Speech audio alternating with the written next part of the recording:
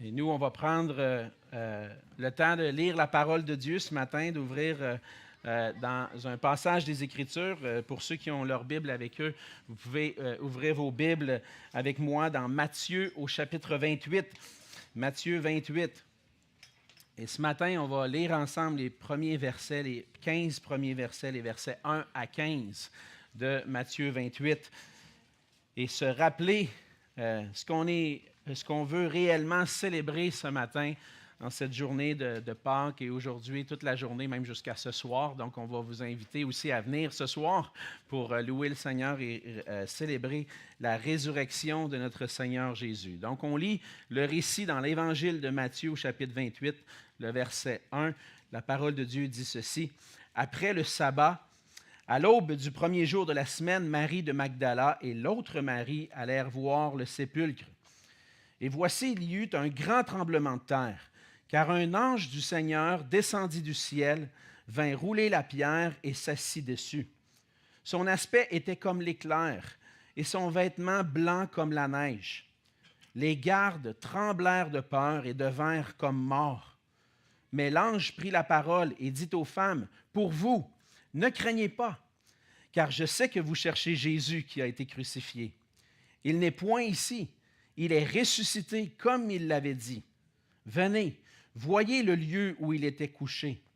Et allez promptement dire à ses disciples qu'il est ressuscité des morts. Et voici, il vous précède en Galilée. C'est là que vous le verrez. Voici, je vous l'ai dit. » Elles s'éloignèrent promptement du sépulcre avec crainte et avec une grande joie, et elles coururent porter la nouvelle aux disciples. Et voici, Jésus vint à leur rencontre et dit, « Je vous salue. » Elles s'approchèrent pour saisir ses pieds, et elles l'adorèrent.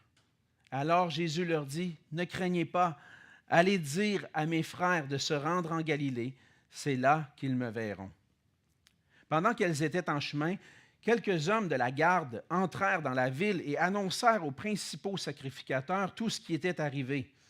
Ceux-ci, après s'être assemblés avec les anciens et avoir tenu conseil, donnèrent aux soldats une forte somme d'argent en disant, « Dites, ces disciples sont venus de nuit le dérober pendant que nous dormions. Et si le gouverneur l'apprend, nous l'apaiserons et nous vous tirerons de peine. » Les soldats prirent l'argent et suivirent les instructions qui leur furent données. Et ce bruit s'est répandu parmi les Juifs jusqu'à ce jour. On va se courber dans un mot de prière un instant. Oui, Seigneur notre Dieu, on vient devant toi ce matin avec des cœurs remplis de joie parce que, Seigneur, tu as accompli de grandes choses pour nous. Et on vient de lire dans ce passage, Seigneur, un des plus grands miracles que tu as réalisé en ressuscitant Jésus, ton Fils, d'entre les morts. Et Seigneur, on te prie ce matin qu'on puisse avoir des cœurs attentifs à cette parole, à ce témoignage qui a été rendu par Matthieu et par les disciples et plusieurs autres qui t'ont vu vivant. Et Seigneur, qu'on puisse vraiment, avec de tout cœur, venir à toi avec foi, avec adoration, et qu'on puisse te célébrer ce matin en entendant et en se rappelant ce que tu as fait pour nous. Et Seigneur, bénis ce temps dans ta parole au nom de Jésus. Amen. Amen. De tous les événements qui sont survenus dans l'histoire de l'humanité, le plus important, c'est la résurrection de Jésus-Christ. L'événement historique le plus important de tous. C'est non seulement l'élément central de toute la foi chrétienne, mais parce que tous les aspects de notre foi et tous les autres événements se fondaient sur la résurrection de Jésus-Christ. Certainement, plusieurs événements dans la foi chrétienne sont importants, mais tous reposent sur la réalité de la résurrection. Si Jésus n'est pas ressuscité, si Jésus n'est pas vivant aujourd'hui, il n'y a rien que nous faisons ici ce matin qui a du sens. Il n'y a rien qui, dans notre vie, a du sens. Au contraire, si Jésus n'est pas ressuscité, retournons chez nous et allons manger du chocolat. Parce qu'il n'y a aucun sens. Mais étant donné sa plus haute importance, la résurrection de Jésus-Christ est l'événement sur lequel nous sommes tous appelés à nous prononcer. Car si Jésus est vraiment ressuscité, ça a des implications importantes sur la vie de chacun d'entre nous. Que nous le voulions ou non, nous devons tous nous prononcer à savoir si la résurrection de Jésus-Christ est réellement un événement historique. Est-ce qu'elle a réellement eu lieu, comme les Écritures en parlent? Notre foi dans la résurrection de Jésus-Christ est déterminante pour notre vie. Le passage de ce matin relate les événements qui sont survenus dans les jours suivant la crucifixion de Jésus. Il nous raconte comment les femmes qui ont côtoyé Jésus se sont rendues au tombeau et ont découvert la réalité et la vérité la plus importante, que Jésus est vraiment ressuscité. Il nous parle aussi de la façon dont d'autres personnes ont réagi face à la résurrection. Et il nous amène à réfléchir et à prendre position. J'y crois ou je n'y crois pas. Ce passage est essentiel pour nous amener à réaliser et à nous rappeler que Jésus est vraiment ressuscité et qu'il est digne de recevoir toute notre adoration. On voit dans les versets 1 à 7 que Jésus est ressuscité comme il l'avait dit, comme il l'avait promis. On voit les femmes qui se rendent au tombeau de Jésus. On voit dans les autres récits des évangiles qu'elles y vont avec des aromates. Et c'était dans le but d'embaumer le corps de Jésus. Et on embaumait les corps dans le but de les préserver. Donc, les femmes veulent aller prendre soin du corps de Jésus. Mais à leur arrivée, ils ne trouvent pas le tombeau de la même façon qui avait été laissé. Et puis, au contraire, il y a quelque chose d'extraordinaire qui se produit. Il y a un ange qui descend du ciel, qui roule la pierre et qui s'assied dessus. Et là, si on se place, on visualise cette scène-là, où on se place dans la peau des sœurs, des maris qui ont vu le Seigneur Jésus, qui ont vu ce qui s'est passé, on peut réaliser qu'ils avaient réellement, probablement, très peur de ce qui se passait. On le voit aussi par la réaction des gardes qui sont là, qui étaient pour garder le tombeau. Les gardes ont tremblé de peur et sont tombés comme morts. Mais l'ange a une bonne nouvelle pour les deux maris qu'on voit dans le récit. Premièrement, il leur dit, « Ne craignez pas. Pour vous, n'ayez pas peur. » N'ayez pas peur. Pourquoi? Parce que il dit, « Je sais que vous cherchez Jésus. Vous cherchez Jésus qui a été crucifié. Mais Jésus est ressuscité comme il l'avait dit. » Ce que l'ange annonce aux femmes, c'est l'accomplissement des paroles de Jésus. Et non seulement cela, toutes les paroles de l'Ancien Testament, toutes les promesses qui concernaient le Messie et le Christ se sont accomplies. Mais Jésus avait annoncé sa mort et sa résurrection même avant que ça l'arrive. Quelques chapitres auparavant, dans l'Évangile de Matthieu, on peut lire cette annonce que Jésus avait faite à ses disciples. En Matthieu 16, 21, on lit « Jésus commença à faire connaître à ses disciples qu'il fallait qu'il aille à Jérusalem, qu'il souffre beaucoup de la part des anciens, des principaux sacrificateurs et des scribes, qu'il soit mis à mort et qu'il ressuscite le troisième jour. » Un peu plus loin, Jésus continue dans son ministère et pendant qu'il parcourait la Galilée, Jésus leur dit, « Le Fils de l'homme doit être livré entre les mains des hommes. Ils le feront mourir et le troisième jour, il ressuscitera. » Ils furent profondément attristés. Moi, si on m'annonçait que celui que j'aime le plus va mourir, mais qu'après il va ressusciter, il me semble que je ne serais pas attristé. Il me semble que je me réjouirais. OK, ouais, c'est triste, il va mourir, mais s'il ressuscite 3 jours après, bon, OK, all right, man. Il est ressuscité, il est vivant, c'est qu'on va peut-être pleurer 2-3 jours, puis après ça, ça va être fini. Mais les autres étaient attristés d'entendre ça. Pourquoi? Ils ne comprenaient pas. Ils ne saisissaient pas les paroles que Jésus était en train de leur annoncer. Jésus l'avait annoncé, et en réalité, c'est pour cette raison-là, cette raison que Jésus est venu sur la terre. Jésus est venu sur la terre pour mourir, pour donner sa vie. Il est venu donner sa vie pour le pardon des péchés, mais aussi pour ressusciter afin de pouvoir donner la vie. Jésus a donné sa vie pour nos péchés. Jésus l'avait annoncé même avant sa mort dans Matthieu 20, verset 28. Il dit, « C'est ainsi que le Fils de l'homme est venu, non pour être servi, mais pour servir et donner sa vie comme la rançon de beaucoup. » Jésus est ce sauveur qui est venu. Le nom Jésus signifie justement sauveur. C'est lui qui va sauver son peuple de ses péchés. Et Jésus est venu non seulement pour sauver son peuple, mais pour nous sauver, nous aussi, de nos péchés. Parce que nous sommes tous, par nature, des pécheurs, rebelles à Dieu. On peut dire qu'il y a des choses qui sont mal. Frapper quelqu'un, c'est mal. Voler, c'est mal. Mais c'est plus que mal aux yeux des êtres humains. C'est un péché devant Dieu. Et lorsque c'est mal devant Dieu, c'est un péché. Et par nature, nous sommes tous des pécheurs qui ne voulons pas accomplir la volonté de Dieu.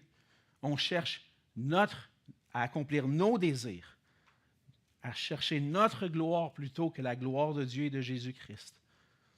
Et la mort de Christ à la croix était nécessaire pour que des pécheurs soient pardonnés. Jésus est venu, il a donné sa vie, il est ressuscité pour qu'on puisse vivre avec lui éternellement. Donc Jésus n'est pas mort seulement, mais il est ressuscité, il est vivant. Et c'est pour ça qu'il dit dans Jean 10, versets 17 et 18, il dit « Le Père m'aime parce que je donne ma vie afin de la reprendre. Personne ne me l'ôte, mais je la donne de moi-même, volontairement. Je donne ma vie. J'ai le pouvoir de la donner et j'ai le pouvoir de la reprendre. Tel est l'ordre que j'ai reçu de mon Père. Et par sa résurrection, Jésus a le pouvoir de donner la vie à tous ceux qui reconnaissent qu'il est le Fils de Dieu qui est venu pour nous sauver. Donc, la résurrection, c'est une réalité qu'on doit accepter, qu'on doit croire. C'est pas, quelqu'un pourrait dire, t'es pas cool avec ton idée de résurrection. C'est vraiment, tu sais, moi j'ai d'autres choses à jaser à matin que résurrection de Jésus, garde. Toi, tu avances les yeux fermés. Tu as besoin de ça, là, mais c'est une foi aveugle. Mais ce n'est pas une foi aveugle qu'on a. C'est une foi qui est basée sur le témoignage des apôtres. Que vous le vouliez ou non, toute votre foi dans l'histoire de l'humanité repose sur le témoignage de ceux qui ont précédé. Si tu crois que Jacques Cartier est celui qui est venu pour conquérir l'Amérique et puis prendre la Nouvelle-France au nom du roi de France et coloniser notre région, c'est parce que tu crois les témoignages qu'il en a dit. Tu n'as jamais vu des caméras braquées sur la rive à Gaspé pour voir le bateau de Jacques Cartier arriver et puis voir qu'en réalité, ouais, c'est vraiment lui. Tu n'as jamais vu ça. Mais basé sur le témoignage qu'on a de l'histoire, tu crois ça. Tu crois que c'est Samuel de Champlain qui a fondé Québec en 1608, etc. Toute ton histoire, tu la bases sur le témoignage que tu as reçu. Je pourrais dire, ouais, mais ta foi dans l'histoire est aveugle. Tu ne l'as jamais vu. Non, ils nous l'ont raconté. La même chose avec la résurrection de Jésus-Christ. Notre foi est basée sur le témoignage de ceux qui l'ont vu. Et puis, lorsque récemment je regardais un documentaire sur les événements du 11 septembre, j'avais le privilège de voir des images et d'être témoin de voir ce qui s'est réellement passé cette journée-là. Mais pour le reste qui précède toute la technologie, on se base sur le témoignage qui nous est donné. Et nous avons dans les Écritures le témoignage de 4 évangélistes, mais aussi des autres apôtres qui ont vu Jésus après sa résurrection. qui ont vu Jésus mort sur la croix, qui ont vu Jésus être mis au tombeau, qui ont vu Jésus ressusciter. Et après sa résurrection, Jésus s'est présenté aux femmes, il s'est présenté à ses disciples, il s'est présenté jusqu'à 500 personnes à la fois, Paul nous dit dans 1 Corinthiens 15. Et on pourrait dire, ouais, mais tout ce bon monde-là était organisé ensemble pour inventer cette histoire-là. Et là, je vais te poser la question, qu'est-ce qu'il y avait à gagner de partir une histoire de même? Absolument rien à gagner. Au contraire, il y avait tout à perdre. Parce qu'il y en a qui ont été persécutés pour cette réalité-là de croire à la résurrection de Jésus-Christ.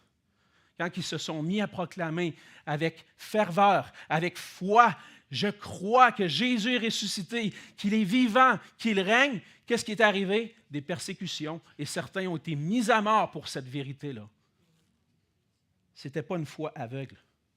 C'est une foi basée sur un témoignage oculaire que Jésus est vraiment ressuscité.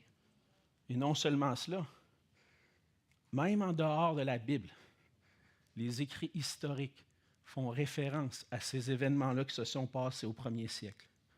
Notre foi est basée sur des faits historiques et des faits historiques qui ont une grande signification pour nous aujourd'hui. Car Jésus-Christ a accompli tout ce qui était nécessaire pour qu'on puisse être pardonné, réconcilié avec Dieu, puis qu'on puisse vivre dans une vie en harmonie avec Dieu, dans la présence de Dieu pour toujours. Ça a un impact profond sur notre vie aujourd'hui. C'est pour ça qu'on a besoin d'accepter par la foi que Jésus est vraiment ressuscité. Non seulement cela, on voit dans la suite du passage que Jésus est digne de recevoir notre adoration. À la suite de leur rencontre avec l'ange, les femmes vont quitter dans la crainte, un peu comme troublées de tout ce qu'elles ont vu, de tout ce qu'elles ont entendu, mais en même temps, le passage nous dit qu'elles allèrent avec une grande joie pour annoncer la nouvelle aux disciples. Elles avaient de la crainte, mais en même temps la joie. Elles sont dans la joie de savoir que Jésus est vraiment ressuscité. Et là, je pense que leur joie va doubler, se multiplier, je pense, à un nombre incalculable. Parce que Jésus vient à la rencontre des femmes sur le chemin. Je suis convaincu que lorsqu'elles ont vu, c'était une joie inexprimable. Elles deviennent les premières à voir Jésus corporellement ressuscité, vraiment ressuscité. Mais ce qui est encore plus intéressant dans le passage, c'est comment elles ont réagi lorsqu'elles ont vu Jésus. Le texte nous dit au verset 9 que Jésus vint à leur rencontre et dit « Je vous salue ». Elles s'approchèrent pour saisir ses pieds et elles l'adorèrent. Si on étudie bien les Écritures, il n'y a personne dans toute l'humanité, dans toute l'histoire du monde et de l'univers qui mérite l'adoration, sauf une seule personne, Dieu lui-même. Et lorsque les femmes se sont approchées, elles ont reconnu que Jésus n'est pas un simple homme, mais qu'il est Dieu lui-même, le Fils de Dieu, Dieu le Fils qui s'est incarné. Et lorsqu'elles l'ont vu ressusciter, elles ont réalisé, oui, vraiment, c'est lui, notre Dieu, celui qui est digne de recevoir notre adoration. Elles se sont jetées à ses pieds et reconnu que Jésus-Christ est Seigneur. C'est une vérité que nous aussi, on doit reconnaître. Jésus n'est pas qu'un simple prophète parmi tant d'autres. Il est le Dieu, le Créateur de toutes choses. C'est lui qui a tout créé par sa parole. C'est lui qui nous donne la vie, qui soutient notre vie. C'est le Seigneur qui est digne d'être adoré, de recevoir toute l'adoration. Puis la vérité est que Jésus-Christ est le roi, devant qui, un jour, tous se prosterneront. Après sa résurrection, le Père a élevé Jésus, le Fils, en Seigneur. On lit dans Philippiens 2, versets 9 à 11. C'est pourquoi aussi Dieu l'a souverainement élevé, lui a donné le nom qui est au-dessus de tout nom, afin qu'au nom de Jésus, tout genou fléchisse dans les cieux, sur la terre et sous la terre, et que toute langue confesse que Jésus-Christ est Seigneur à la gloire de Dieu le Père. Tous, un jour, plieront le genou devant Jésus-Christ. La question est de savoir quand est-ce que ça va arriver pour toi. Qu'est-ce qu'on doit faire maintenant? Lorsqu'on entend le témoignage des Écritures, la réalité de la résurrection, maintenant, on doit reconnaître qui est réellement Jésus-Christ. Il est le Fils de Dieu, Dieu le Fils, qui mérite toute l'adoration, et on doit reconnaître qui il est et l'adorer, lui offrir tout notre cœur. Par sa résurrection, Jésus a manifesté qu'il est le Christ, qu'il est le Seigneur, qu'il est celui qui règne même sur la vie. Et lorsqu'on reconnaît réellement qui il est, ça doit provoquer notre adoration. Ça veut dire de reconnaître qu'on a été créé pour adorer Jésus-Christ, créé pour adorer Dieu et notre Seigneur Jésus. On doit plier le genou devant lui et on adore le Seigneur en lui donnant tout notre cœur. Mais il y a une réalité qui est là, qu'on voit dans le passage, dans le reste du passage, les versets 11 à 15. C'est qu'il y a toujours des gens qui vont chercher à éviter la réalité de la résurrection. Les chefs religieux de l'époque ont cherché à nier et à camoufler la résurrection de Jésus.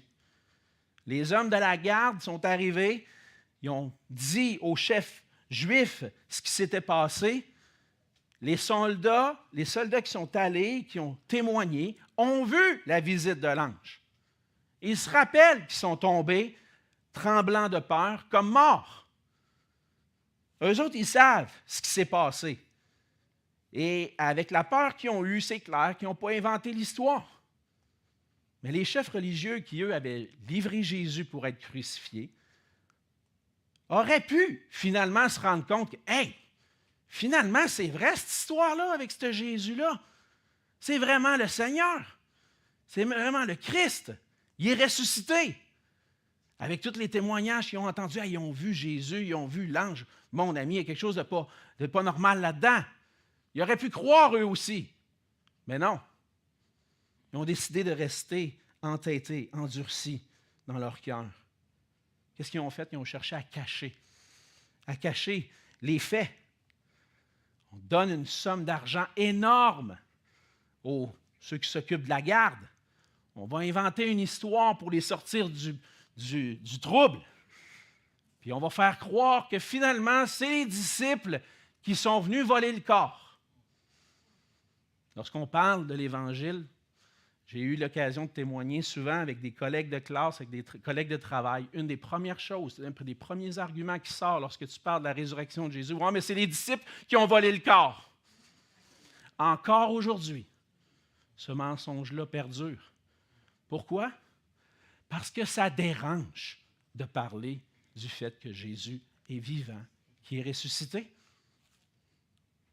Pourquoi?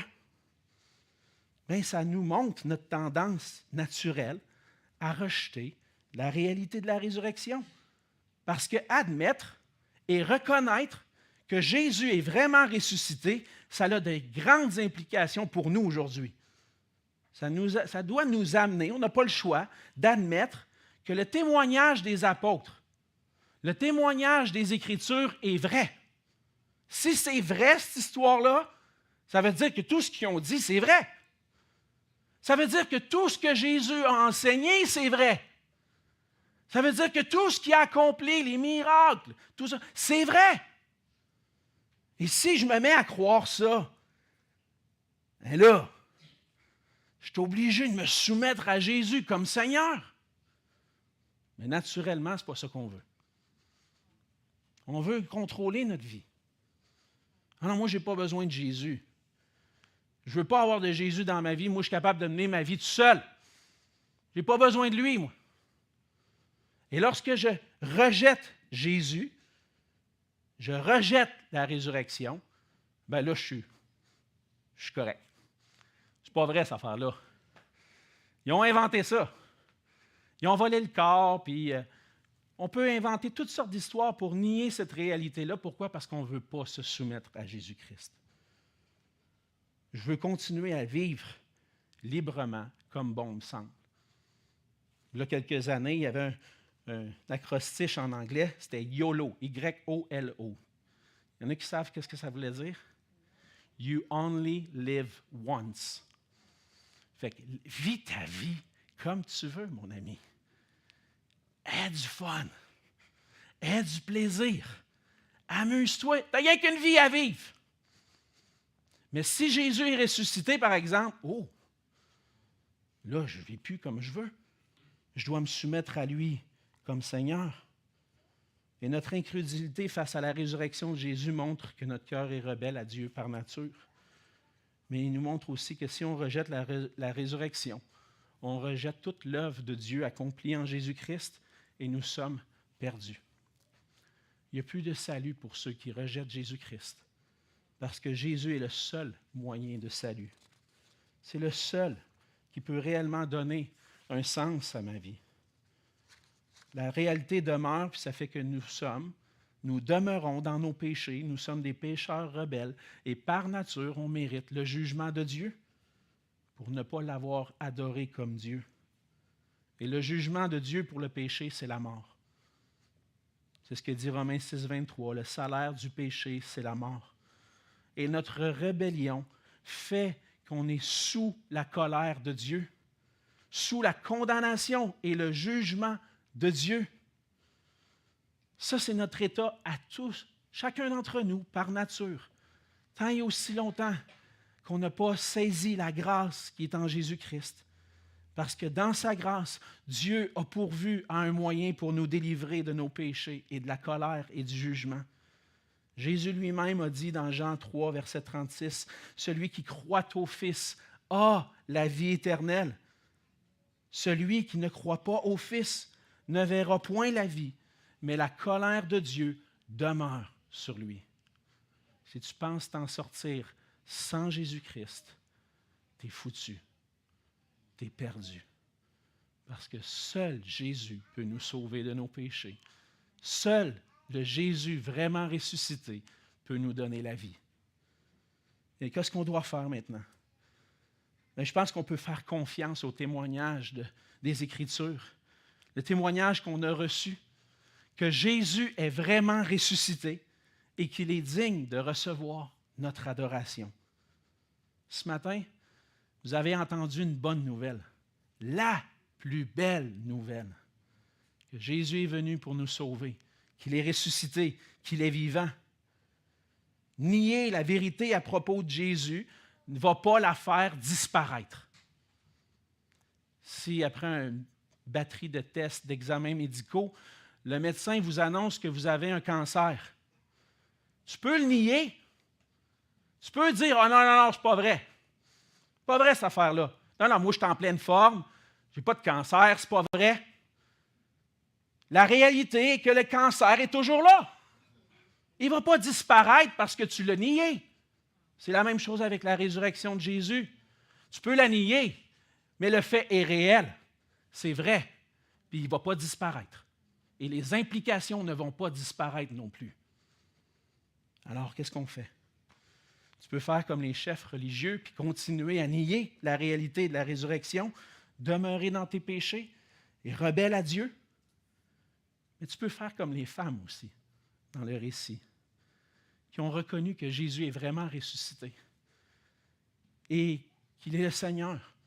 Et dans la joie, plier ton genou devant lui, l'adorer en vivant pour sa gloire. Comme l'apôtre Paul le dit, l'amour de Christ nous presse, parce que nous estimons que si un seul est mort pour tous, tous sont donc morts, et qu'il est mort pour tous, afin que ceux qui vivent ne vivent plus pour eux-mêmes, mais pour celui qui est mort et ressuscité pour eux.